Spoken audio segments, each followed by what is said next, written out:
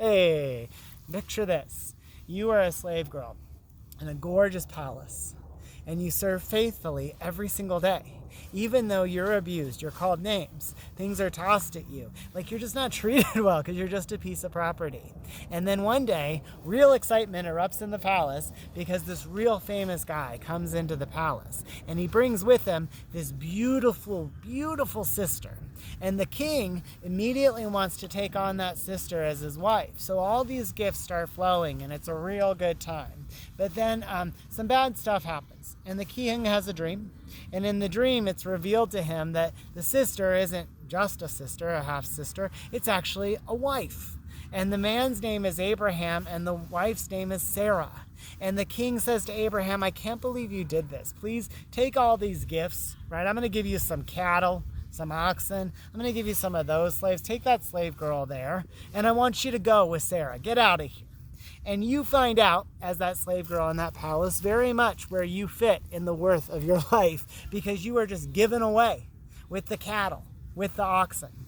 So you go with Sarah and Abraham, and you start to serve them, and you actually serve them for quite a while. You start serving them for years, and part of being with them is finding out about their God, this God who you will know as El Roy, the God who sees me, right? And it's a good life, and that God has promised Abraham, who God refers to as his friend, right?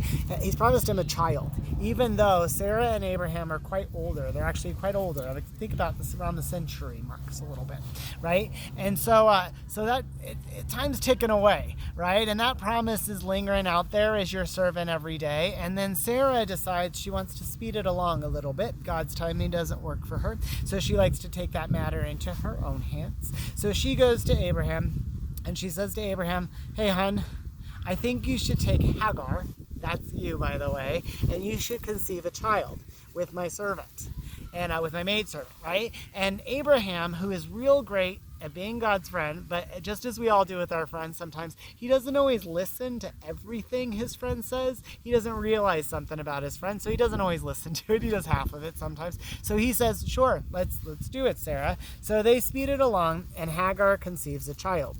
Now, as tends to happen, right, when you take matters into your own hand, right, it doesn't go super well for Sarah, because Hagar has lived this slave life her entire life. All her life, she's been treated like property, abused. And now she's got this like miracle child, right, that these two couldn't have. And as any one of us would do, she starts to be a little lazy.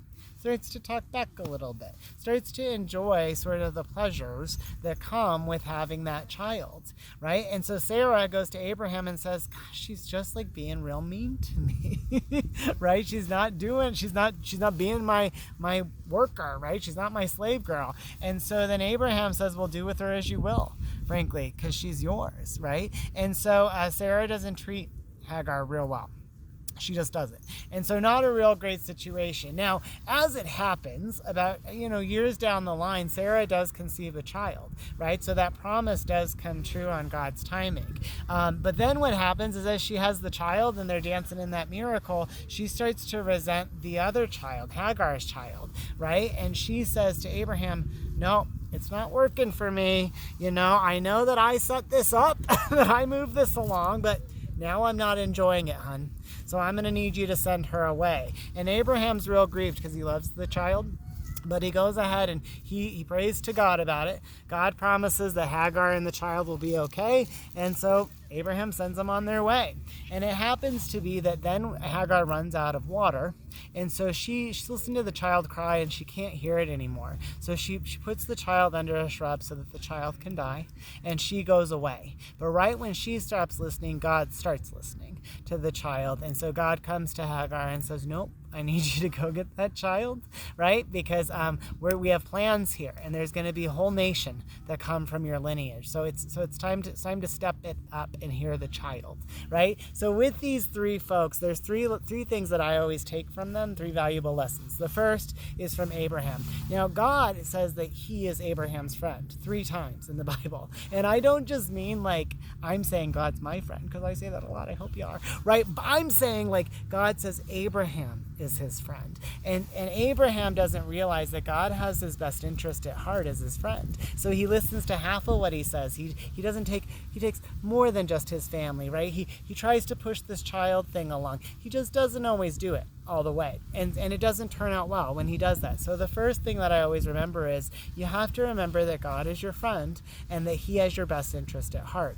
And then there's Sarah. Sarah doesn't like God's timing. She wants to do her own timing, and it does not turn out well at all, several times. And so the message there is going to be, hey, you got to trust God's timing. Know he's got your best interest at heart and trust God's timing. And then there's Hagar. Hagar, where I see Hagar really makes a misstep is when she stops listening to the child's cries. You know, God's children are everything to God. They're the miracles. They're the reason for the season, you know, and for me, it's the reason I'm here, is to care for God's children. And I consider all of you God's children because, you know, whatever age you are. But really the bigger message there is about the little ones, the little children. You got to protect those kids. So God's your friend, always has your best interest at heart.